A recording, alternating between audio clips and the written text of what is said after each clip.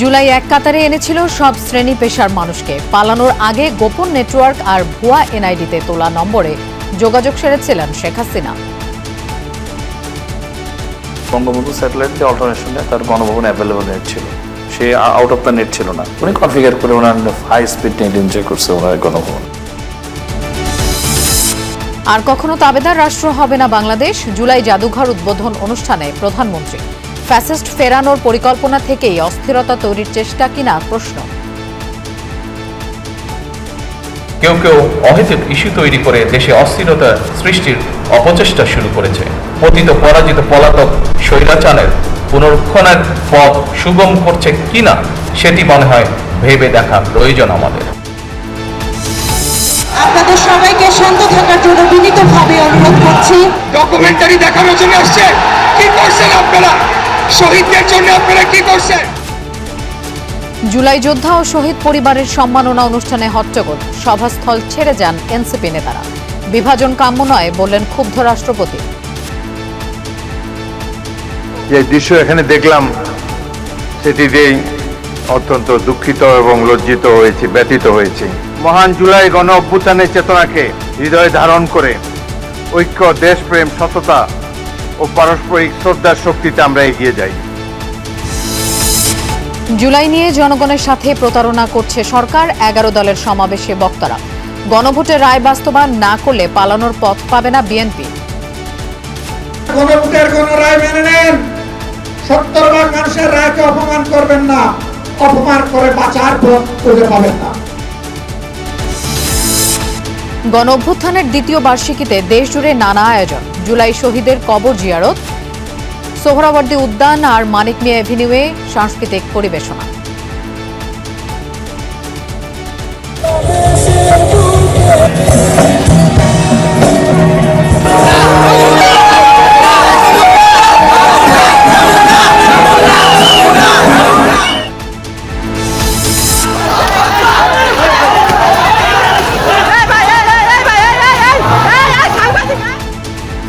কয়েক জেলায় কর্মসূচি ঘিরে ছাত্রদল ও শিবির কর্মীদের মধ্যে মারামারি।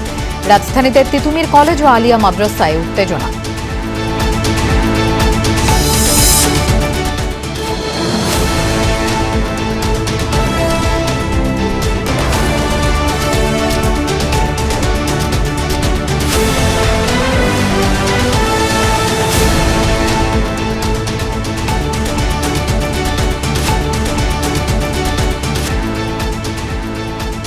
শুভেচ্ছা, আমন্ত্রণ সন্ধ্যার বাংলাদেশের আয়োজনে আপনাদের সঙ্গে থাকছি আমি মৌসুমী আহমেদ লোপা। এতক্ষণ শিরোনাম দেখছিলেন। মানুষ মানুষ আর মানুষ, এত এত মানুষের এক কাতারে একাত্তা আন্দোলন কে দেখেছে কবে? সংঘাত আর সহিংসতার চূড়ান্ত রূপে পরিবর্তিত হয় বাংলাদেশ 2.0। স্লোগান, আন্দোলন, প্রতিবাদ আর লেগে থাকা রক্তের দাগে যবনিকা ঘটে স্বৈরাচারী শাসন ব্যবস্থার। আন্দোলনের ব্যাপকতায় পৃথিবীর ইতিহাসে সরকার প্রধান সহ সংসদ সদস্য, স্পিকার, প্রধান বিচারপতি, এমনকি জাতীয় মসজিদের খতিবও পালিয়ে যান। 36 দিনের টানা আন্দোলনে যুক্ত হন বুদ্ধিজীবী, শিক্ষক, নানা শ্রেণী পেশার মানুষ ছাড়াও গৃহিণী, ইমাম, শ্রমিক সবাই।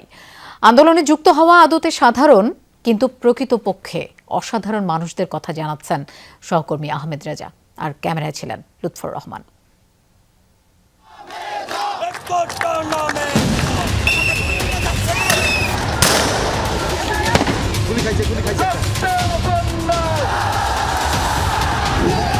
চব্বিশ মাস আগে 24-এর 5 আগস্ট ছাত্র জনতার গণ অভ্যুত্থানের 36তম দিন, ইতিহাসের 36 জুলাই। 5 আগস্টে চূড়ান্ত আন্দোলনে স্বৈরাচারী শাসন ব্যবস্থার পতন হলেও পুরো 36 দিনই ছিল আন্দোলনের ব্যাপকতা। শুরুতে ছাত্র, পরে জনতার সমাগমে জুলাইয়ের প্রতিদিনই যেন রণক্ষেত্র। সেখানে এক একজন বিক্ষোভকারী যেন আলেকজান্ডার বা নেপোলিয়ন বেশে অটল যোদ্ধা।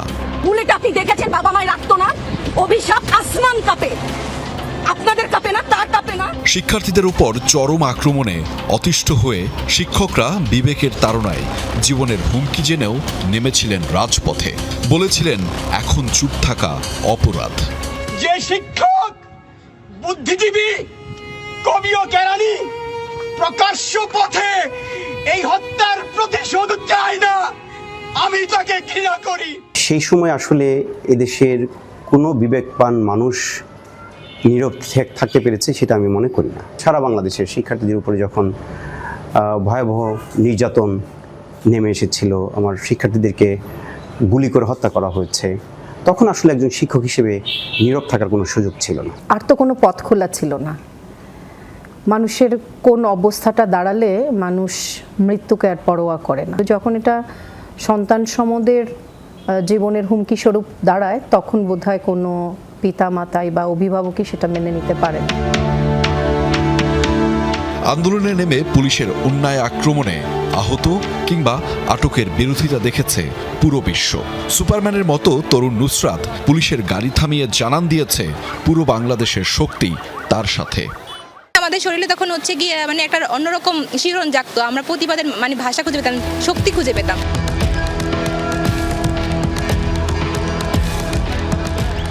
নেই ঢাল, নেই তলোয়ার, আছে শুধু বুক ভরা সাহস। তবুও যেন ইতিহাসের শক্তিমান যোদ্ধা তারাই।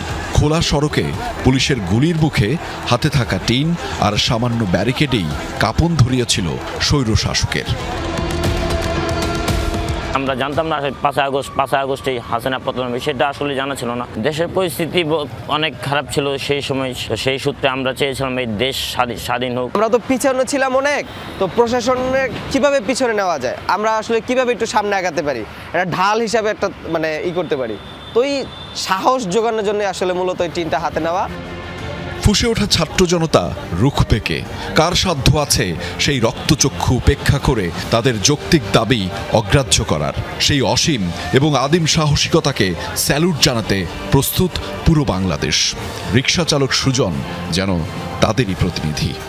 আমার এই সেলুটের কারণ কি, মানে কোনো ফেসিবাদ, কোনো স্বৈরাচার এই বাংলার জমিনে যেন আর মাথাচাড়া দিয়ে না উঠতে পারে। সবাই ছাত্র জনতার পাশে থাকেন, আমি ছাত্র জনতার পাশে আছি। 5 আগস্টের লং মার্চ টু ঢাকায় দাবি, অঙ্গীকার, দফা একটাই, সরকার পতন। কারফিউ ও ব্যারিকেড ভেঙে ভয় গুলি প্রতিহত করে তৈরি হয় জনস্রোত।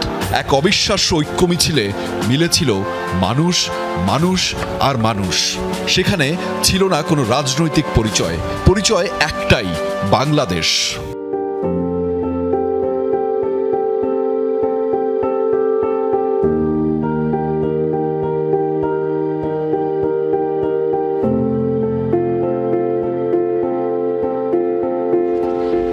স্বৈরশাসনের পতনের মূল নায়ক এই এবং সেই সাধারণ মানুষের অংশগ্রহণ।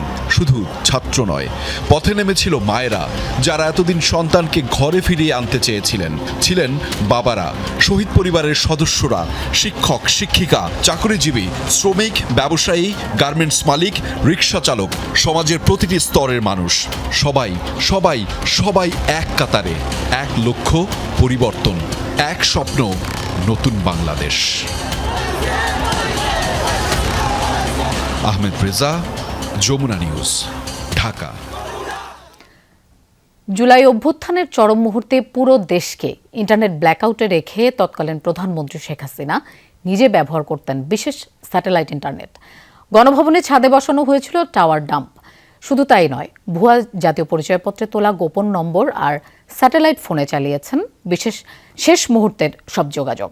আন্তর্জাতিক অপরাধ ট্রাইব্যুনালের ডিজিটাল ফরেনসিক টিম উন্মোচন করেছে শেখ হাসিনার সেই গোপন টেলিকম নেটওয়ার্ক আর পলায়ন পর্বের চাঞ্চল্যকর সব তথ্য।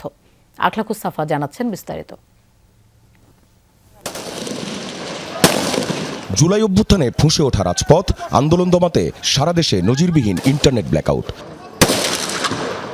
ডিজিটাল যোগাযোগের পথ বন্ধ করে চলে নির্মম হত্যাযজ্ঞ। সারা দেশ বিচ্ছিন্ন হলেও গণভবনে থামেনি ইন্টারনেটের গতি। বঙ্গবন্ধু স্যাটেলাইট বর্তমানে বাংলাদেশ স্যাটেলাইটের বিশেষ ব্যাকআপ ব্যবস্থায় চলে শেখ হাসিনার হাই স্পিড ইন্টারনেট। গণভবনের ছাদে বসানো হয় টাওয়ার ডাম্প। আন্তর্জাতিক অপরাধ ট্রাইব্যুনালের প্রযুক্তি দল খুঁজে পেয়েছে তার অকাট্য প্রমাণ। নেট আমাদের বন্ধ হলো, বঙ্গবন্ধু স্যাটেলাইট দিয়ে অল্টারনেশনে তার গণভবনে অ্যাভেলেবল নেট ছিল enter time. Say out of the net ছিল না তখনকার সময়। যে বঙ্গবন্ধু স্যাটেলাইট, এটা তো আপনার আকাশ টেলিভিশনের মতো উইদাউট কর্ড, খালি কনফিগারেশন রিলেটেড বিষয়। উনি কনফিগার করে ওনার হাই স্পিড নেট এনজয় করছে ওনার গণভবনে। 1 আগস্টে পরিস্থিতি বুঝে যান সাবেক প্রধানমন্ত্রী। 3 আগস্ট এক দফা ঘোষণার পর তার ফোন থেকে যোগাযোগ করা হয় অন্তত 70টি নম্বরে। এর মধ্যে 11টি নম্বরের নাম, ছবি ও এনআইডি থাকলেও বাস্তবে সেসব ব্যক্তির কোনো অস্তিত্ব নেই। ভুয়া রেজিস্ট্রেশন, মানে সিমটা আসলে কারেক্টেড না, গভর্নমেন্টের নাম্বার রেজিস্ট্রেশন এমন একজনের নামে এখনো হয়তো সে নামেই আছে। 11টার ভিতরে 6টা লাইভ আছে, বাকি 5টা একটু বন্ধ আছে, ওরাও ঘটনার পর থেমে গেছে। 4 আগস্ট নিজের ব্যবহৃত ফোন নম্বরের নিরাপত্তা নিয়ে শঙ্কায় পড়েন শেখ হাসিনা। যোগাযোগের মাধ্যম হিসেবে বেছে নেন স্যাটেলাইট ফোন ও গণভবনের কর্মীদের ব্যক্তিগত নম্বর। স্যাটেলাইট ফোনেই সরাসরি যোগাযোগ করেন ভারতের পররাষ্ট্রমন্ত্রী এস জয়শঙ্করের সঙ্গে। আশ্রয় চান সাময়িক। At very short notice, she requested approval to come for the moment to India. We simultaneously received a request for flight clearance from Bangladesh authorities. She arrived yesterday evening in Delhi. Satellite ফোনের আমরা একটা অস্তিত্ব পেয়েছি satellite কানেক্টিভিটিতে, মানে একই সাথে satellite carry out হয়েছে। দিল্লির সবুজ সংকেতের পর শুরু হয় চটজলদি পলায়ন পর্ব। বিমান বাহিনীর MI-17 হেলিকপ্টারে চড়ে শেখ হাসিনা ও শেখ রেহানা পৌঁছান কুর্মিটোলার এয়ার মুভমেন্টে। সেখানকার ভিআইপি রুমে কাটানো 20 মিনিটে 2টি ফোন আলাপ সারেন তিনি। একটি বিদেশে থাকা মেয়ে পুতুলের নামে নিবন্ধিত নম্বর, কিন্তু নম্বরটি অ্যাক্টিভ ছিল দেশেই। আর অন্যটিতে কথা বলেন উড্ডয়নের ঠিক 1 মিনিট আগে। সূত্রগুলো বলছে 1 আগস্ট থেকেই স্বজনদের গোপনে দেশ ছাড়ার টেক্সট মেসেজ দিতে থাকেন শেখ হাসিনা, যদিও সব SMS এর ফরেনসিক শেষ হয়নি এখনো। শেখ হাসিনার যোগাযোগের সব তথ্যই মুছে দিয়েছিলেন গুমের মামলায় গ্রেফতার সাবেক সেনাকর্তা জিয়াউল আহসান। তার জলসিঁড়ির বাড়িতে তৈরি করেছিলেন নিজস্ব সার্ভার সিস্টেম। যে কোনো বিল্ডিংয়ে যে নর্মাল বিদ্যুৎ সাপ্লাই দেওয়া হয় তার থেকে কিন্তু বেশি বিদ্যুৎ সেখানে উনি অ্যালটমেন্ট নিয়েছিলেন জোর করে। তার মানে সেখানে উনি নিজস্ব একটা ডিজিটাল আর্কাইভিং বা ডিজিটাল আয়না ঘর। আখলাকুস সাফা, যমুনা নিউজ, ঢাকা। বাংলাদেশ আর কখনো তাবেদার রাষ্ট্রে পরিণত হবে না জানিয়ে জুলাই গণ অভ্যুত্থান স্মৃতি জাদুঘর উদ্বোধন করলেন প্রধানমন্ত্রী তারেক রহমান। বলেন, বিতাড়িত ফ্যাসিবাদী চক্র কখনোই দেশে গণতান্ত্রিক শাসন ব্যবস্থা কায়েম করেনি। আইনের শাসন নিশ্চিতেই অভ্যুত্থানে হতাহতের প্রতিটি ঘটনার বিচার জরুরি বলেও মনে করেন সরকার প্রধান। প্রধানমন্ত্রী জানান, শহীদের কাঙ্ক্ষিত দেশ প্রতিষ্ঠায় স্বাক্ষরিত জুলাই সনদ বাস্তবায়ন কার্যক্রম শুরু হয়েছে। তবে কেউ কেউ অহেতুক ইস্যু তৈরি করে অস্থিরতা তৈরির অপচেষ্টা করছে। সাফিউদ্দিন রবিনের রিপোর্ট। ঠিক 2 বছর আগে 24-এর 5 আগস্ট এমন মেঘলা দিনে গণভবন অভিমুখে ছিল লাখো জনতার ঢল। নিজের অধিকারের জন্য বুক চিতিয়ে দাঁড়ানো সাহসী মুখগুলো সেদিন রক্তের বিনিময়ে পেয়েছিল মুক্তির স্বাদ। কত কত প্রাণ ত্যাগ আর হারানোর বীরত্ব গাথায় মেশানো ছাত্র জনতার অভ্যুত্থান, সেটির স্মৃতি ধরে রাখতেই গণভবন রূপান্তর হলো জুলাই গণঅভ্যুত্থান স্মৃতি জাদুঘরে। সকালে এর উদ্বোধন করেন প্রধানমন্ত্রী তারেক রহমান। ঘুরে ঘুরে দেখেন শহীদদের সব স্মৃতিচিহ্ন, বিভিন্ন গ্যালারি, সংরক্ষিত নিদর্শন, আলোকচিত্র, দলিলপত্র ও স্মারক, সব যেন আন্দোলিত করে প্রত্যেককে।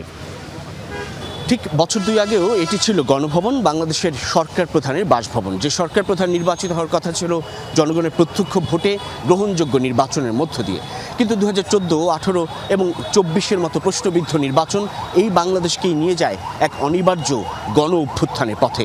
একটি সাধারণ কোটা আন্দোলন থেকে 36 দিনের যে রক্তে রঞ্জিত ঘটনা প্রবাহ, তাই বাংলাদেশে নতুন সম্ভাবনার উদয় ঘটায় এবং গণভবন হয়ে ওঠে জুলাই স্মৃতি গণ অভ্যুত্থান জাদুঘর। যে অন্যের জন্য নিজের জীবনকে বিলিয়ে দেয় সেই প্রকৃত মানুষ। আমি যদি বেঁচে না ফিরি তবে কষ্ট না পেয়ে গর্বিত হয়েও। জাদুঘরের উন্মুক্ত প্রাঙ্গণে শহীদ আনাসের মাকে সান্ত্বনা দিতে পারে এমন সাধ্যকার? উদ্বোধনী পর্বের বক্তব্যে সাবেক অন্তর্বর্তী সরকারের প্রধান উপদেষ্টা ডক্টর মোহাম্মদ ইউনুস তাই বললেন, তাৎক্ষণিক ইতিহাস থেকে ভবিষ্যৎ রচনা করেছে এই স্মৃতি জাদুঘর। একবার হলো আসবে, সপরিবারে আসবে, নিজে আসবে, বন্ধুবান্ধব নিয়ে আসবে এবং কিছু সময় কাটানো এবং চিন্তা করার জন্য কেন এটা হলো, কিভাবে হলো, এটা কি আরো হবে নাকি এখানেই সমাপ্তি করবো আমরা। এখান থেকে নতুন যাত্রাপথ রচনা হবে। আমরা পথ হারিয়ে ফেললে এখানে এসে পথ খুঁজে নেব। প্রধানমন্ত্রী তারেক রহমান বলেন, দীর্ঘ 1.5 দশকে ফ্যাসিবাদী সরকারের শাসনে গুম খুনের শিকার হয়েছিল দেশের জনগণ। হেলিকপ্টার থেকে গুলি করে মানুষ হত্যার মতো বর্বর আচরণ ইতিহাসে বিরল। জুলাই গণ অভ্যুত্থান স্মৃতি জাদুঘর ভবিষ্যতের প্রজন্মের সামনে তাদের পূর্বসূরিদের সাহসী ইতিহাস যেমন তুলে ধরবে, অপরদিকে তাদের সামনে উন্মোচিত হবে বিতাড়িত ফ্যাসিস্টদের মুখোশ। আমি আশা করি এই জাদুঘর শুধুমাত্র 2024 সালের নৃশংস ঘটনার স্মারক হবে না। এই জাদুঘর বাংলাদেশের মানুষের সামগ্রিক গণতান্ত্রিক অভিযাত্রার সঙ্গে জুলাই গণঅভ্যুত্থানের সম্পর্ক তুলে ধরবে। প্রধানমন্ত্রী আশ্বাস দেন ফ্যাসিবাদ বিরোধী আন্দোলনে হতাহতের প্রতিটি ঘটনার স্বচ্ছ ও নিরপেক্ষ বিচারের। যারা হতাহত হয়েছেন পর্যায়ক্রমে আইনের যথাযথ প্রক্রিয়া অনুসরণ করে সেই বিচার হবে স্বচ্ছ, নিরপেক্ষ এবং বিশ্বাসযোগ্য। সরকার মনে করে আইনের শাসন নিশ্চিত করার জন্যই প্রতিটি অপরাধের বিচার হওয়া অত্যন্ত জরুরি। অসম্পূর্ণ, অতিরঞ্জন বা উদ্দেশ্য প্রণোদিত বয়ান ইতিহাসকে শক্তিশালী করে না, বরং তা ইতিহাসের বিশ্বাসযোগ্যতাকে দুর্বল করে এবং ভবিষ্যৎ বিভেদের কারণ হয়ে দাঁড়ায়। সুতরাং প্রতিটি বিষয় যথাসম্ভব সত্যতা নিশ্চিত থাকা প্রয়োজন। এই জাদুঘর কোনো ব্যক্তি, দল বা গোষ্ঠীর একক রাজনৈতিক ভাষ্য প্রতিষ্ঠার স্থান হবে না বলেও জানান তারেক রহমান। জানান স্বাক্ষরিত জুলাই সনদ বাস্তবায়নে কাজ শুরু করেছে সরকার। গণভোটের আকাঙ্ক্ষা বাস্তবায়নের লক্ষ্যে জাতীয় সংসদে গঠিত সংবিধান সংশোধন সম্পর্কিত বিশেষ কমিটিও কাজ শুরু করেছে। কেউ কেউ অহেতুক ইস্যু তৈরি করে দেশে অস্থিরতা সৃষ্টির অপচেষ্টা শুরু করেছে। পতিত পরাজিত পলাতক স্বৈরাচারের পুনরুত্থানের পথ সুগম করছে কিনা সেটি মনে হয় ভেবে দেখা প্রয়োজন আমাদের। প্রধানমন্ত্রী জানান ফ্যাসিবাদ বিরোধী আন্দোলনে হতাহতদের রাষ্ট্রীয় উদ্যোগে সহায়তা করার বিষয়ে সরকার আন্তরিক। শহীদদের নামে নিজ নিজ এলাকায় কোনো সরকারি বেসরকারি প্রতিষ্ঠান ও সড়কের নামকরণের ঘোষণাও দেন তারেক রহমান। এই বাংলাদেশ আর কখনোই দাবিদারি রাষ্ট্রে পরিণত হবে না ইনশাআল্লাহ। সাইফুদ্দিন রবিন, যমুনা নিউজ, ঢাকা। হট্টগোল আর বিশৃঙ্খলার মধ্য দিয়ে হলো জুলাই অভ্যুত্থানের দ্বিতীয় বর্ষপূর্তি উপলক্ষে মুক্তিযুদ্ধ বিষয়ক মন্ত্রণালয় আয়োজিত রাষ্ট্রীয় অনুষ্ঠান। প্রামাণ্যচিত্রে ইতিহাস বিকৃতির অভিযোগ তুলে সভা ত্যাগ করেন এনসিপি নেতারা। জানিয়ে বিব্রত, ক্ষুব্ধ অস্থায়ী রাষ্ট্রপতি হাফিজউদ্দিন আহমেদ বীর বিক্রম। সভায় তিনি বলেন, জাতির মধ্যে বিভাজন কাম্য নয়। অনুশোচনাবিহীন গণহত্যাকারী দলের প্রধান দেশে ফিরলে মানুষ তার জবাব দেবে বলেও মন্তব্য করেন অস্থায়ী রাষ্ট্রপতি।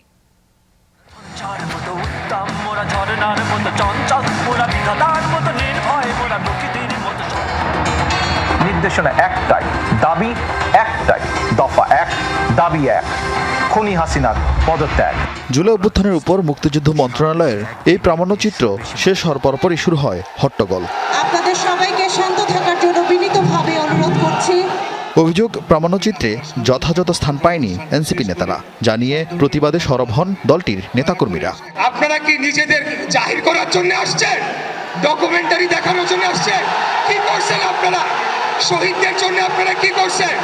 মুক্তিযুদ্ধ বিষয়ক প্রতিমন্ত্রীর পাল্টা জবাব আরও উত্তাপ ছড়ায় সভাস্থলে। চীন মৈত্রী সম্মেলন কেন্দ্রে হওয়া অনুষ্ঠানে তখন উপস্থিত ছিলেন অস্থায়ী রাষ্ট্রপতি হাফিজউদ্দিন আহমদ, তিন বাহিনীর প্রধান ও কূটনীতিক সহ বিশিষ্টজনরা। হট্টগোলের মধ্যে সভাস্থল থেকে বেরিয়ে যান কূটনীতিকরা। সেটাকে আমরা সংশোধন করে আমাদের সকলের জন্য করবে। আমি দুঃখ প্রকাশ করছি আপনাদের কাছে। মন্ত্রীর দুঃখ প্রকাশে পরে পরিস্থিতি শান্ত হলেও এনসিপি নেতা আক্তার হোসেন বক্তব্য দিয়ে নেতাদের নিয়ে সভাস্থল ত্যাগ করেন। শহীদ মিনারে যে এক দফার ঘোষণা দেয়া হলো, সে বিষয়টা এখানে বিমালুম ভুলে যাওয়া হলো। এটা আমাদেরকে আহত করে। একটা সুন্দরের আকাঙ্ক্ষায় আমার পক্ষে এই প্রোগ্রামে অবস্থান করা আর সম্ভবপর নয়। বিশৃঙ্খলার ঘটনায় ক্ষোভ প্রকাশ করেন অস্থায়ী রাষ্ট্রপতি হাফিজউদ্দিন আহমদ। যে দৃশ্য এখানে দেখলাম সেটিতেই অত্যন্ত দুঃখিত এবং লজ্জিত হয়েছি, ব্যথিত হয়েছি। কিছু ভুল হয়েছে এবং এই ভুল মাননীয় মন্ত্রী জোর হাতে স্বীকার করেছেন, ক্ষমা চেয়েছেন, বারংবার ক্ষমা চেয়েছেন।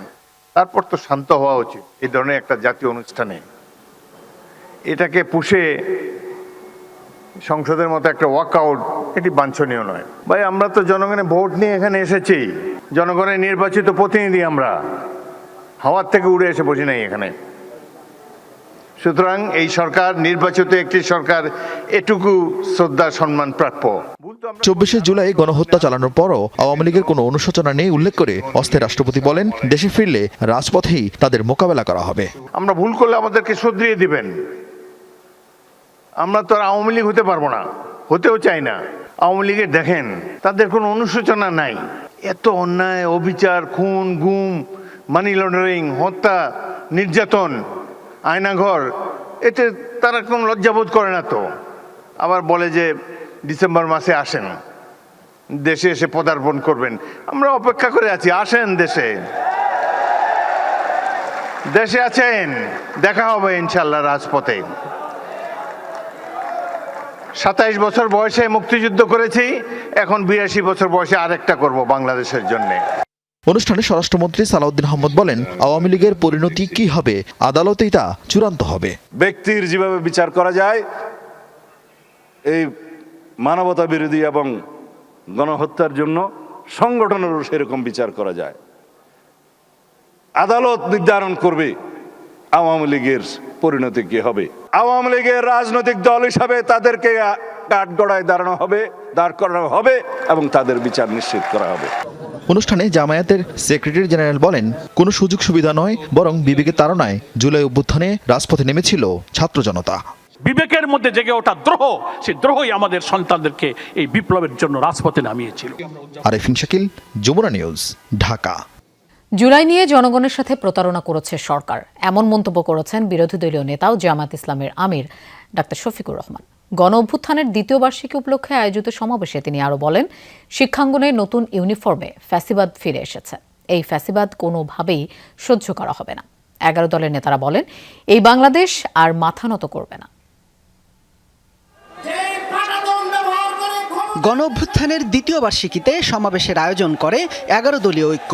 গণভোটের রায় বাস্তবায়ন ও জুলাই গণহত্যায় জড়িতদের বিচারের দাবিতে বায়তুল মোকাররম দক্ষিণ গেটে সমবেত হয় নেতাকর্মীরা। সমাবেশে প্রধান অতিথি বিরোধী দলীয় নেতা ও জামাত আমির ডাক্তার শফিকুর রহমান। 11 দলীয় ঐক্যের অন্যতম শরিক দল এনসিপি, বাংলাদেশ খেলাফত মজলিস সহ সব দলের শীর্ষ নেতারা এতে যোগ দেন। বক্তব্যে বিএনপি ও সহযোগী সংগঠনের কর্মকাণ্ডে ক্ষোভ প্রকাশ করেন 11 দলের নেতারা। তারেক রহমান বাংলাদেশে ভালো কিছু দিতে পারবে না। তারেক রহমানের যখন পতন হবে তখন আইসা মায়া কান্না করে লাভ হবে না, তখন একটু পিছনে পড়ে যাবেন। ফ্যাসিবাদের পথ থেকে সরিয়ে আনতে না পারি, তাহলে 1400 দ্বিগুণে 2800 মানুষের রক্তের মাধ্যমে আমাদের এই ফ্যাসিবাদ মুক্ত করতে হবে। আমরা কি চাই? আমরা সুশাসন চাই, ন্যায় বিচার চাই, মানবতার বাংলাদেশ চাই, স্বাধীনতা সার্বভৌমত্ব অক্ষুণ্ণ থাকুক, বিদেশিদের হাত থেকে বাংলাদেশ মুক্ত থাকুক। প্রধান অতিথির বক্তব্যে বিরোধী দলীয় নেতা ও জামাত আমির বলেন, জুলাই নিয়ে জনগণের সাথে প্রতারণা করছে সরকার। এ সময় সন্ত্রাসের বিরুদ্ধে প্রতিরোধ গড়ে তোলার নির্দেশ দেন তিনি। কার সাথে আঘাত করে জাতির এই দাবিগুলোকে উপেক্ষা করা হচ্ছে আমরা জানতে চাই। এর জবাব প্রধানমন্ত্রীকে দিতে হবে, কারণ এর আগে নির্বাচনের আগে তিনিও তো এই দাবিগুলো করেছিলেন। এখন কেন সেগুলো হারিয়ে যাচ্ছে? আরও একটা আন্দোলন আসন্ন উল্লেখ করে লড়াইয়ের প্রস্তুতি নেয়ার নির্দেশ দেন জামাত আমির। শিক্ষাঙ্গনের ছাত্র এবং শিক্ষকরা তারা আতঙ্কগ্রস্ত। সেই গণরুম, গেস্ট রুম, সেই ফেসিবাদ আবার নতুন অ্যাপ্রন গায়ে দিয়ে চলে আসছে কিনা। আমরা শিক্ষাঙ্গনের ছাত্র, শিক্ষক, কর্মচারী সবাইকে বলবো, ফ্যাসিস্ট যেখানেই প্রতিরোধ সেখানেই। 2 বছর পেরিয়ে গেলেও জুলাই গণ অভ্যুত্থানের চেতনা বাস্তবায়ন হয়নি বলে দাবি করছেন 11 দলীয় ঐক্যের নেতারা। তারা দ্রুত গণভোটের রায় বাস্তবায়ন এবং জুলাই গণহত্যায় জড়িতদের বিচার নিশ্চিতের দাবি করছেন। শামীম রেজা, যমুনা নিউজ, ঢাকা। জুলাই গণ অভ্যুত্থান দিবস উপলক্ষে দেশ জুড়ে পালিত হচ্ছে নানা কর্মসূচি। বিভিন্ন জেলায় আলোচনা সভা, র্যালির পাশাপাশি জুলাই আন্দোলনে শহীদ ও আহত পরিবারদের সংবর্ধনা দেওয়া হয়। পরিবারের সদস্য ও আহতরা বলেন, শহীদের আত্মত্যাগের বিনিময়ে অর্জিত নতুন বাংলাদেশ বৈষম্যমুক্ত হবে, এটাই তাদের প্রত্যাশা। জুলাই চেতনাকে ধারণ করে বৈষম্যহীন দেশ গঠনে সবাইকে ঐক্যবদ্ধ হবার আহ্বান জানান বক্তারা। টানা বৃষ্টি উপেক্ষা করে সকাল সকাল রংপুরে 36 জুলাই চত্বরে জড়ো হন বিভিন্ন শ্রেণী পেশার মানুষ। উদ্দেশ্য জুলাই শহীদদের শ্রদ্ধা নিবেদন। কার্যক্রম শেষে শিল্পকলা একাডেমি মিলনায়তনে অনুষ্ঠিত হয় শহীদ পরিবারদের সংবর্ধনা প্রদান এবং আলোচনা সভা। সেখানে যোগ দেন শহীদ আবু সাইদের পরিবারের সদস্যরা। অনুষ্ঠানে গণভোটের রায় এবং জুলাই সনদ বাস্তবায়নের মাধ্যমে সংস্কার ও বিচারের দাবি জানান সবাই। আমার ছোট ভাই আবু সাইদ, সে ছিল একজন আমাদের পরিবারের প্রদীপ। তাকে আমরা হারিয়েছি। আমাদের অনেক দুঃখ বেদনা। জুলাইয়ের যতগুলো শক্তি ঐক্যবদ্ধ ছিল প্রত্যেকটা শক্তি আজকে বিভাজিত। দিবসটি উপলক্ষে বরিশালের আমতলা মোড়ে জুলাই শহীদ স্মৃতিস্তম্ভে ফুলেল শ্রদ্ধা নিবেদন করেন তথ্য ও সম্প্রচার মন্ত্রী সহ বিভিন্ন রাজনৈতিক সামাজিক সংগঠনের মানুষ। শ্রদ্ধা নিবেদন শেষে মন্ত্রী বলেন যে শহীদের রক্তের বিনিময়ে ফ্যাসিবাদকে হটানো হয়েছে, সেই শহীদের রক্তের মর্যাদা প্রতিষ্ঠা করার জন্য প্রতিজ্ঞাবদ্ধ বিএনপি। যেই শহীদের রক্তের বিনিময়ে আমরা ফ্যাসিবাদকে হটিয়েছি, সেই শহীদের রক্তের মর্যাদা প্রতিষ্ঠা করার জন্য দেশের অর্জিত গণতন্ত্রকে আমরা প্রাতিষ্ঠানিক রূপ দেওয়ার জন্য দৃঢ় প্রতিজ্ঞ থাকব। খুলনায় বিভাগীয় ও জেলা প্রশাসনের উদ্যোগে শিববাড়ি মোড়ে জুলাই স্মৃতিস্তম্ভে পুষ্পস্তবক অর্পণ করেন জুলাই শহীদ পরিবারের সদস্য ও আহতরা। তারা বলেন, শহীদদের আত্মত্যাগের বিনিময়ে অর্জিত নতুন বাংলাদেশ বৈষম্যমুক্ত হবে, এটাই তাদের প্রত্যাশা। আজকে এই 2 বছরে এসে আমরা আমাদের আশা-আকাঙ্ক্ষার অনেকটাই পূরণ করতে পারিনি, তবে আমরা যে আশা-আকাঙ্ক্ষা দেখতে পেয়েছি সেটা পূরণ করার দিকে আমাদের যে রাস্তা সেটা অনেকটা সুগম হয়েছে। আমরা চাই যে উদ্দেশ্য নিয়ে এই দিনটার এসেছিল সেই উদ্দেশ্যটা যেন পূরণ হয়। চট্টগ্রাম নিউ মার্কেট মোড়ে জুলাই স্মৃতিস্তম্ভে ফুলেল শ্রদ্ধা জানান ভূমি ও পার্বত্য চট্টগ্রাম বিষয়ক প্রতিমন্ত্রী, জেলা প্রশাসক সহ বিভিন্ন রাজনৈতিক ও সামাজিক সংগঠন। প্রতিমন্ত্রী মীর মোহাম্মদ হেলাল উদ্দিন বলেন, জনগণের জীবনমানের উন্নয়ন, শান্তি শৃঙ্খলা ফেরানো এবং সকল ধরনের বৈষম্য দূর করতে মানুষ জুলাই বিপ্লব করেছে। বিএনপি সেই স্বপ্ন পূরণে কাজ করছে। বিএনপি সকল অংশীজনের সাথে আলাপ আলোচনা করে, সবার সাথে মত বিনিময় করে প্রতিটি সংস্কার প্রস্তাব যেটা প্রয়োজন সেটা সংবিধান সংস্কারের মাধ্যমে অবশ্যই, সংশোধনের মাধ্যমে অবশ্যই তারা গ্রহণ করবে। জুলাই অভ্যুত্থানের দ্বিতীয় বর্ষপূর্তি উপলক্ষে কক্সবাজারের পেকুয়া উপজেলা প্রশাসনের পক্ষ থেকে শহীদ ওয়াসিম আকরামের কবরে পুষ্পস্তবক অর্পণ করা হয়। পরে তার আত্মার মাগফিরাত কামনায় দোয়া ও মোনাজাত অনুষ্ঠিত হয়। জুলাই শহীদ পরিবারের কল্যাণে বিভিন্ন সুযোগ সুবিধা নিশ্চিত করতে সরকার পরিকল্পনা গ্রহণ করেছে। ময়মনসিংহে আয়োজিত ফ্রি মেডিকেল ক্যাম্পে কথা বলেছেন তথ্য ও সম্প্রচার প্রতিমন্ত্রী ইয়াসির খান চৌধুরী। বাংলাদেশের প্রত্যেকটি উপজেলায় জুলাই শহীদদের নামে রাস্তা নামকরণ করা হবে, বিভিন্ন প্রতিষ্ঠান তৈরি করা হবে এবং এই প্রতিষ্ঠানগুলোর নামকরণ করা হবে জুলাই শহীদদের নামে। পঞ্চগড়ে জুলাই শহীদ স্মৃতিস্তম্ভে শ্রদ্ধাঞ্জলি অর্পণ শেষে পানি সম্পদ প্রতিমন্ত্রী ফরহাদ হোসেন আজাদ বলেন, জুলাই সনদ প্রতিটি অক্ষরে অক্ষরে বাস্তবায়ন করা হবে। জুলাই সনদ আমরা প্রত্যেকটি পৃষ্ঠায় পৃষ্ঠায় প্রত্যেকটি অক্ষরের করে আমরা বাস্তবায়ন করব। আজকের এই 5 আগস্টে সেই কথা আমি আবার উচ্চারণ করছি। নাটোরে আলোচনা সভায় জুলাই চেতনাকে ধারণ করে বৈষম্যহীন দেশ গঠনে সবাইকে ঐক্যবদ্ধ হবার আহ্বান জানান বক্তারা। এছাড়া দিনটি উপলক্ষে রাজবাড়ী, মাগুরা, যশোর, মাদারীপুর, নেত্রকোনা সহ বিভিন্ন জেলায় দিনভর নানা কর্মসূচি পালিত হয়েছে। জারিন অর্নি, যমুনা নিউজ। জুলাই গণ অভ্যুত্থান দিবস উপলক্ষে রাজধানীর বিভিন্ন স্থানে চলছে কনসার্ট। শিল্পকলা একাডেমির আয়োজনে সংস্কৃতি মন্ত্রণালয়ের পৃষ্ঠপোষকতায় সোহরাওয়ার্দী উদ্যানে চলছে concert for democracy. Bangladesh musical bands অ্যাসোসিয়েশনের ব্যবস্থাপনায় সেখানে সঙ্গীত পরিবেশন করছে লালন, মাইলস, ওয়ারফেজ সহ বিভিন্ন ব্যান্ড। বিকেল 3টা থেকে কনসার্ট শুরু হয়। বৃষ্টির কারণে শুরুতে জনসমাগম কম থাকলেও পরে দর্শক শ্রোতার সংখ্যা ধীরে ধীরে বাড়তে থাকে। কনসার্টটি সবার জন্য উন্মুক্ত।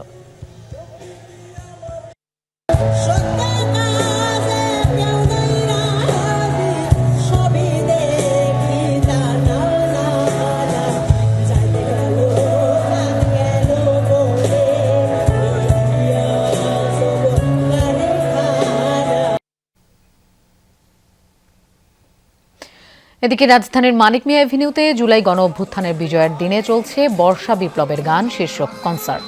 বৃষ্টি উপেক্ষা করে বিকেল থেকে সেখানে দর্শকদের উপচে পড়া ভিড়। তারা বলছেন, যতই বিভক্তি থাকুক বাংলাদেশ প্রশ্নে যেন কোনো বিভক্তি না থাকে। প্রতি বছর বিজয়ের দিনে এমন আয়োজন চান তারা। এই কনসার্টে সঙ্গীত পরিবেশনা করছেন ফারসা মাহজেবিন, সেজান, কুড়েঘর, আরবোভাইরাস, অ্যাভয়েড রাফা, আসিফ আকবর, শিরোনামহীন আর্ক ও আর্টসেলের মতো বিখ্যাত সব শিল্পী ও ব্যান্ড দল। এই আয়োজনটি করেছে মনসুন কালচারাল অ্যালায়েন্স। এতে উপস্থিত আছেন এনসিপি শীর্ষ নেতৃবৃন্দ।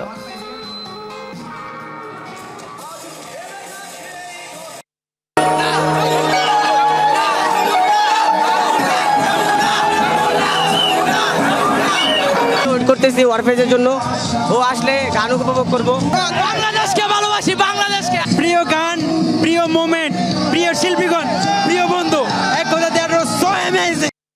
জুলাই গণ অভ্যুত্থান পরবর্তী বাংলাদেশকে কোনোভাবেই পরনির্ভরশীল রাষ্ট্র হিসেবে দেখতে চায় না সরকার। বিকেলে ফরেন সার্ভিস একাডেমিতে জুলাই গণ অভ্যুত্থান দিবস উপলক্ষে আলোচনায় এই মন্তব্য করেন তিনি। পররাষ্ট্রমন্ত্রী বলেন, আন্তর্জাতিক পরিমণ্ডল থেকে যে বাংলাদেশ হারিয়ে যাচ্ছিল তা ফিরে এসেছে। আত্মমর্যাদা, সক্ষমতা ও জাতীয় স্বার্থকে প্রাধান্য দিয়ে বিশ্বের সাথে সমতা ও পারস্পরিক সম্মানের ভিত্তিতে সম্পর্ক গড়ে তোলাই পররাষ্ট্রনীতির মূল লক্ষ্য। বাংলাদেশ আর কখনোই তাবেদারি রাষ্ট্রের অবস্থায় ফিরে যাবে না।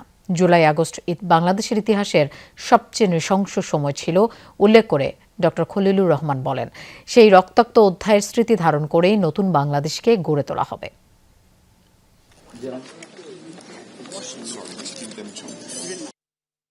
জুলাইয়ের শহীদ বৃন্দ, জুলাইয়ে যারা আহত হয়েছেন, তারা আমাদেরকে যে ঐতিহাসিক দায়িত্বটা দিয়ে গেছেন সেটা পালন করার মতন সক্ষমতা আমাদের আছে।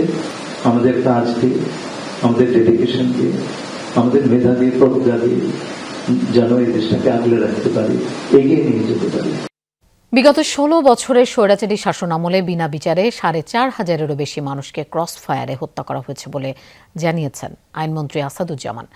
বিকেলে জাতীয় শিল্পকলা একাডেমিতে আয়োজিত এক আবৃত্তি উৎসবে আইনমন্ত্রী সব তথ্য জানান। আইনমন্ত্রী বলেন, একই সময়ে বিরোধী রাজনীতির সঙ্গে যুক্ত থাকার অপরাধে 60 লাখের বেশি মানুষের বিরুদ্ধে মিথ্যা ও গায়েবী মামলা দেওয়া হয়েছিল। বিগত আওয়ামী আমলে গুমের শিকার হওয়া 700-এর বেশি মানুষের স্বজনরা আজও ফিরে আসার প্রতীক্ষায় থাকেন। জানান, আইনমন্ত্রী হওয়ার পর তিনি জানতে পারেন শিল্প সংস্কৃতির জগতে আবৃত্তির কোনো প্রাতিষ্ঠানিক মূল্যায়ন বা স্বীকৃতি নেই। তাই ত্রয়োদশ সংসদের প্রথম অধিবেশনে আইন সংশোধনের মাধ্যমে আবৃত্তিকে নাচ গানের মতো বাংলাদেশের শিল্প সংস্কৃতির একটি উন্নত অংশ হিসেবে স্বীকৃতি দেওয়া হয়েছে। স্বৈরাচারের মুখোমুখি হয়ে যে সমস্ত সহযোদ্ধারা তাদের জীবন দিয়েছিলেন, তাদের মধ্যে 4,500-এর উপরে মানুষকে পাখির মতো গুলি করে বিনা বিচারে ক্রসফায়ারের নামে হত্যা করা হয়েছিল। তাদেরকে শ্রদ্ধার সাথে স্মরণ করছি। 700-এর উপরে মানুষ যারা নিখোঁজ ছিলেন। সকালে উদ্বোধন শেষে জুলাই স্মৃতি জাদুঘর উন্মুক্ত হওয়ার কথা ছিল জুলাই আহত ও শহীদদের পরিবারের জন্য। তবে জনগণের দাবির মুখে অবশেষে খুলে গেল ফ্যাসিবাদের কারখানার দরজা।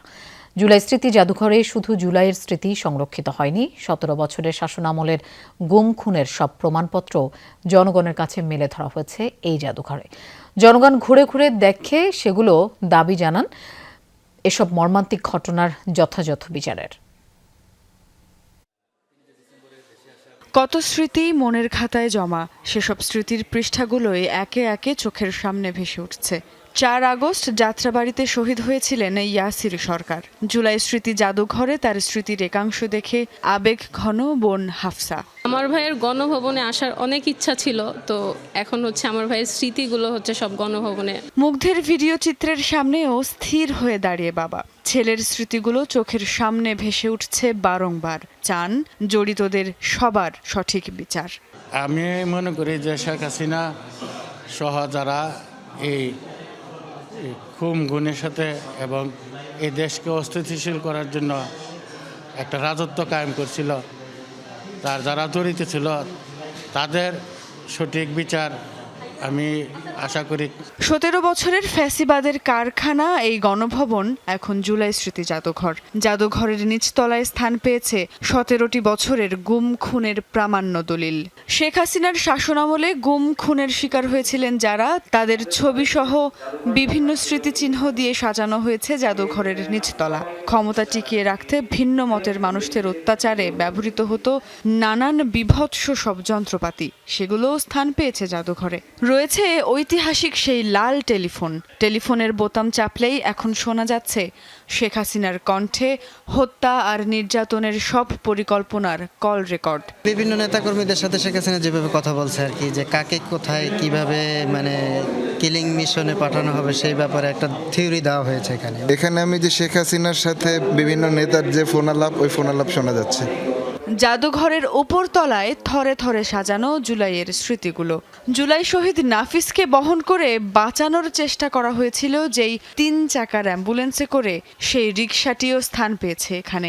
জুলাইয়ের আসল ছবি চিত্রিত হয় এমন ঐতিহাসিক বিভিন্ন ছবি, জুলাই শহীদদের ব্যবহৃত বিভিন্ন সামগ্রী, শহীদ আহতদের কাছ থেকে পাওয়া মানিব্যাগ এখানে থরে থরে সাজানো। বিভিন্ন কক্ষে আবার চলছে জুলাইয়ের বিভিন্ন ভিডিও চিত্র। মূল উদ্দেশ্য বাচ্চাটাকে নিয়ে, যাতে বাচ্চাটা পরবর্তীতে জানতে পারে যে আসলে আমাদের দেশে একটা স্বৈরশাসক ছিল। জুলাইয়ের যে আন্দোলনটা পুরোটাই এখানে তুলে ধরা হয়েছে, এই জন্য খুবই ভালো লাগলো আর কি। এখনো অনেক কাজ বাকি রয়েছে, মানে এরা তো আপ্রাণ চেষ্টা করছে করার জন্য, আমরা যা বুঝতে পারছি। কথা ছিল বুধবারই উদ্বোধনের পর জুলাই শহীদদের পরিবার এবং আহতদের জন্য জাদুঘর খুলে দেয়া হবে। বৃহস্পতিবার খুলবে জনসাধারণের জন্য। তাই উদ্বোধনের পর থেকেই প্রবেশ মুখে বাড়ছিল জনসাধারণের উত্তেজনা। এক পর্যায়ে বিকেলে জুলাই স্মৃতি জাদুঘরের গেট ধাক্কা দিয়ে প্রবেশ করেন সাধারণ জনগণ। পরে জুলাই স্মৃতি জাদুঘর ঘুরে দেখেন তারা।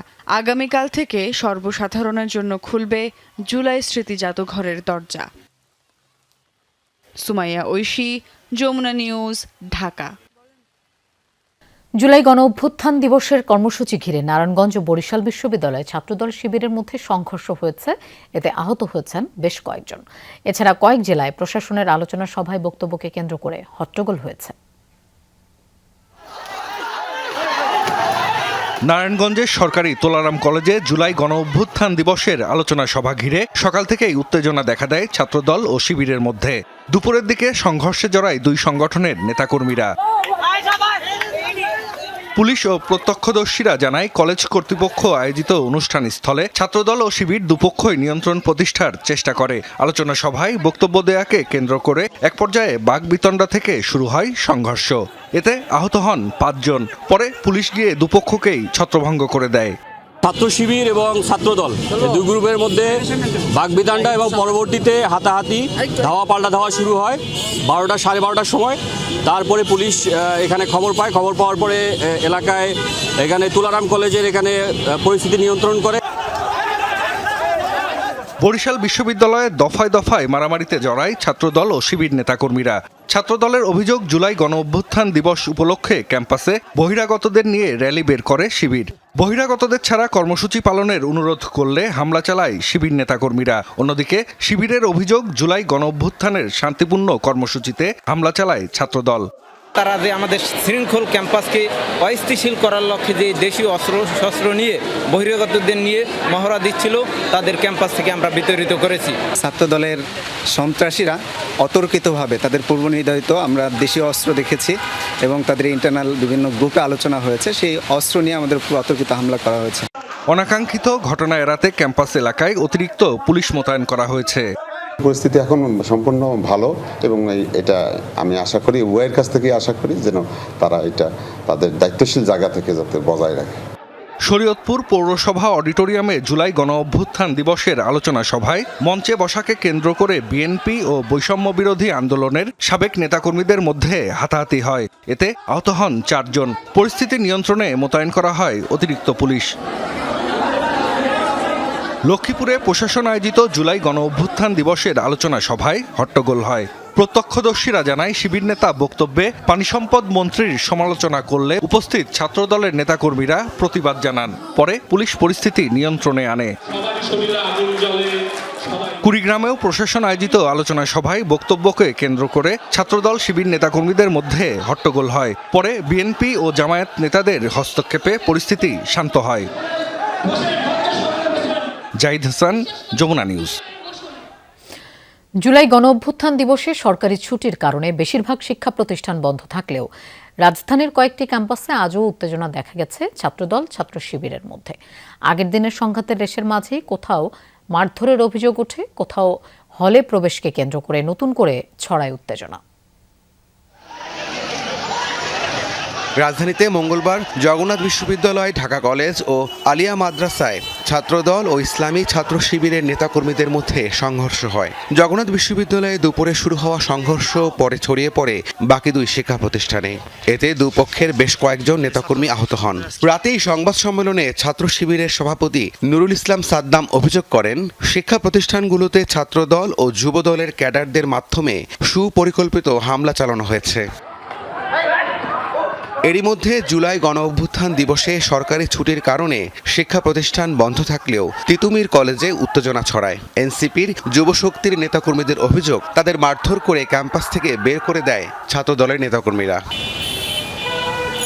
অন্যদিকে বকশীবাজারে আলিয়া মাদ্রাসার ছাত্র শিবিরের নেতাকর্মীরা অভিযোগ করেন, সকালে হলে প্রবেশ করতে গেলে বকশীবাজার মোড়ে পুলিশ তাদের আটকে দেয়, তাই তারা হলে প্রবেশ করতে পারেননি। গতকাল সারা রাত আমরা রাস্তায় এক কাপড়ে আছি। এখন আমাদের প্রশাসনও আমাদেরকে ঢুকতে দিচ্ছে না এবং পুলিশ প্রশাসনও আমাদেরকে ঢুকতে দিচ্ছে না। পুলিশ বলছে আইন শৃঙ্খলা পরিস্থিতি স্বাভাবিক রাখতে তারা সতর্ক অবস্থানে রয়েছে। পরিস্থিতি পর্যবেক্ষণ করে প্রয়োজনীয় ব্যবস্থা নেওয়া হচ্ছে। জননিরাপত্তা রক্ষা এবং আইন শৃঙ্খলা পরিস্থিতি সমুন্নত রাখার জন্য এখানে অতিরিক্ত পুলিশ সদস্য মোতায়েন করা হয়েছে। আমাদের নিয়ন্ত্রণে রয়েছে সম্পূর্ণ পরিস্থিতি। অপ্রীতিকর পরিস্থিতি এড়াতে রাজধানীর গুরুত্বপূর্ণ পয়েন্টে মোতায়েন রয়েছে বিপুল সংখ্যক আইন শৃঙ্খলা বাহিনীর সদস্য। রাব্বি সিদ্দিকী, যমুনা নিউজ, ঢাকা। অস্ট্রেলিয়ার মাটিতে টেস্ট সিরিজকে সামনে রেখে তৃতীয় দিনের মতো অনুশীলন সেরেছে বাংলাদেশ। ব্যাটিংয়ের পাশাপাশি শিষ্যদের নিয়ে ফিল্ডিংয়েও বাড়তি নজর ছিল কোচ ফিল সিমন্সের। অস্ট্রেলিয়ায় পৌঁছে প্রথমবারের মতো অনুশীলনে যোগ দিয়েছেন লিটন কুমার দাস। এদিকে টেস্ট সিরিজকে সামনে রেখে দ্রুত আবহাওয়ার সাথে মানিয়ে নেয়ার কথা জানালেন টাইগার পেসার হাসান মাহমুদ। প্রায় 2 যুগের অপেক্ষার অবসান। 23 বছর পর আবারও তাসমান পারে টিম বাংলাদেশ। অস্ট্রেলিয়ার বিপক্ষে বনেদি ফরম্যাটের ক্রিকেটের জন্য নিজেদের ঝালিয়ে নিচ্ছে পুরো দল। বুধবার তৃতীয় দিনের মতো ডারউইনে অনুশীলন সেরেছে ফিল সিমন্সের শিষ্যরা। অস্ট্রেলিয়ায় পৌঁছে দলের সাথে যোগ দেন লিটন কুমার দাস। নেটে ব্যাটিংয়ের পাশাপাশি গ্লাভস হাতেও নিজেকে সানিয়ে নেন এই উইকেটরক্ষক ব্যাটার। 2 ম্যাচের টেস্ট সিরিজে টাইগারদের দ্বিতীয় প্রতিপক্ষ আবহাওয়া। এরই মধ্যে ডারউইনের পরিবেশের সাথে ধীরে ধীরে মানিয়ে নিচ্ছে পুরো দল। আমার কাছে মনে হয় যে আমাদের যে প্র্যাকটিস গেমটা আছে সেটা অবশ্যই ম্যাচের আগে প্রস্তুতির জন্য খুব ইম্পর্টেন্ট এবং কন্ডিশনের সাথে পিচের সাথে মানিয়ে নেওয়ার জন্য এটা আসলে অনেক কাজে দিবে আমাদের। ফিল্ডিং হলো, ব্যাটিং হলো, বোলিং হলো, পরে অবশ্যই আমাদের আরো সামনে অনেক টাস্ক আছে এবং অনেক সেশন আছে। হতশ্রী ফিল্ডিংয়ের জন্য বেশ কয়েক সিরিজ ধরেই আলোচনায় আছে বাংলাদেশ। শীর্ষদের সেই জায়গায় এবার বাড়তি নজর সিমন্সের। অনুশীলনে তাই ফিল্ডিংয়ের পাশাপাশি ক্যাচিং প্র্যাকটিসেও টাইগার শিবিরকে ঝালিয়ে নেওয়ার চেষ্টা ছিল এদিন। 13 আগস্ট ডারউইনে সিরিজের প্রথম টেস্টে অজিরের বিপক্ষে মাঠে নামবে টাইগাররা, আর ম্যাকাইয়ে অনুষ্ঠিত হবে দ্বিতীয় ও শেষ টেস্ট। নাসিফ শুভ, যমুনা স্পোর্টস। বৃহস্পতিবারের মধ্যেই পুরোদমে জাহাজ চলাচল শুরু হতে পারে হরমুজ প্রণালীতে। ইরানের সাথে আলোচনা প্রসঙ্গে এমনটাই জানিয়েছেন মার্কিন প্রেসিডেন্ট ডোনাল্ড ট্রাম্প। ইরানের সাথে আলোচনা খুব ভালো পর্যায়ে রয়েছে বলেও দাবি তার। তবে ফক্স নিউজকে দেয়া সাক্ষাৎকারে মার্কিন প্রেসিডেন্ট তেহরানকে হুঁশিয়ারি দিয়ে বলেন, বাড়াবাড়ির পরিণতি হবে ভয়াবহ। ইরানের হরমুজগান প্রদেশের দৃশ্য এটি। মার্কিন হামলায় ধ্বংস হয়ে গেছে সেতু, সড়ক সহ বিভিন্ন স্থাপনা। যুক্তরাষ্ট্রের সাম্প্রতিক হামলায় ক্ষয়ক্ষতির এই দৃশ্য প্রকাশ করে IRGC। যুক্তরাষ্ট্রের সাথে আবারও আলোচনার মধ্যেই হামলার এসব ক্ষয়ক্ষতি তুলে ধরা হলো। বিবাদমান দুই পক্ষকে আলোচনায় বসাতে যখন দৌড়ঝাঁপ চলছে মধ্যস্থতাকারীদের, তখন ইরানের সাথে চুক্তির বিষয়ে আবারও আশাবাদ জানান মার্কিন প্রেসিডেন্ট। বলেন, হরমুজ খুলে দেওয়ার বিষয়ে শিগগিরই সিদ্ধান্ত আসতে পারে। আমাদের আলোচনা ভালো হচ্ছে। আশা করছি 48 ঘন্টার মধ্যেই হরমুজ চালু হবে। এর আগে ফক্স নিউজকে দেওয়া সাক্ষাৎকারে মধ্যপ্রাচ্য সংকট সহ নানা ইস্যুতে আলোচনা করেন মার্কিন প্রেসিডেন্ট। ইরানের সাথে আলোচনায় আশাবাদ জানালেও বাড়াবাড়ি করলে কঠোর পরিণতির বিষয়েও সতর্ক করেন ট্রাম্প। ইরান বারবার আলোচনায় বসতে চেয়েছে। আমরা তাদের উপর অত্যন্ত কঠোর আঘাত এনেছি, তবে আরও কঠোর পদক্ষেপের সুযোগ এখনও আছে। যদিও আমি আশা করি সেই পর্যায়ে যেতে হবে না। বর্তমানে আমাদের মধ্যে খুবই ইতিবাচক আলোচনা চলছে, কিন্তু তারা প্রকাশ্যে তা স্বীকার করতে চায় না। কূটনৈতিক সূত্রগুলো বলছে আলোচনায় একটি অন্তর্বর্তী বা অস্থায়ী চুক্তির খসড়া নিয়ে কাজ চলছে। এতে নির্দিষ্ট সময়ের জন্য হরমুজে জাহাজ চলাচল স্বাভাবিক করা, যুদ্ধবিরতি টিকিয়ে রাখা এবং পরবর্তী পর্যায়ে ইরানের পারমাণবিক কর্মসূচি নিয়ে নতুন আলোচনা শুরুর বিষয় রয়েছে। আঞ্চলিক মধ্যস্থতা ওমানের পাশাপাশি কাতার, সৌদি আরব এবং পাকিস্তানও সক্রিয় ভূমিকা রাখছে। মীর মুশফিকা হাসান, যমুনা নিউজ। দর্শক, এই ছিল সন্ধ্যার বাংলাদেশের আয়োজনের। এতক্ষণ সাথে থাকার জন্য ধন্যবাদ সবাইকে।